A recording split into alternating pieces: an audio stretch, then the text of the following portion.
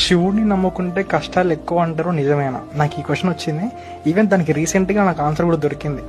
100% శివుడిని నమ్ముకున్న వాళ్ళకి కష్టాలు ఎక్కువ అయిపోతాయి.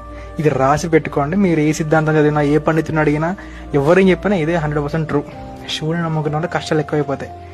శివుడు ఎలా చేస్తాడంటే, ఇప్పుడు వేరే దేవుళ్ళని నమ్ముకున్నాం అనుకోండి, నమ్ముకోవడం అంటే అందరూ ఒకటే, బట్ మనకు స్టోరీస్లో చాలా ఉంటాయి. బట్ నాకు తెలిసింది, నాకు అర్థమైంది నేను చెప్తా.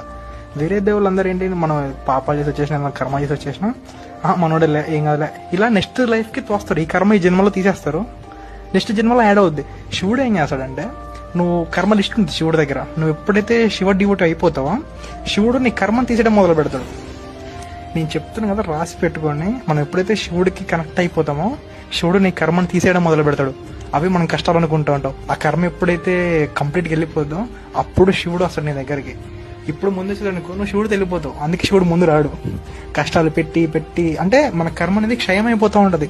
కర్మ ఎప్పుడైతే జీరో అయిపోద్దో, అప్పుడు ఆట మొదలవుద్ది. ఇవి ఎందుకు జరిగాయా అని మనకే రియలైజ్ అయిపోతాం. సో మోక్షం ఇచ్చేస్తాడు శివుడు. కనిపించడం అంటే ఏంటి? మోక్షం ఇచ్చేస్తాడు. అందుకే శివభక్తులకి చాలా కష్టాలు వచ్చేస్తాయి, చాలా ప్రాబ్లమ్స్ వస్తాయి. నేను ఎందుకు చెప్తున్నా అంటే ప్రాబ్లమ్స్ అని, అవి ప్రాబ్లమ్స్ అని మనం అనుకుంటాం. బట్ మన లైఫ్లలో, లైఫ్ సైకిల్స్లలో, గత జన్మలు కానీ ఎప్పుడైనా చేసిన కర్మలన్నిటికీ అనుభవించాలిగా. అవన్నీ శివుడు ఇప్పుడే నువ్వు అనుభవించడం, నేను ఇస్తాను నీకు ఇవన్నీ.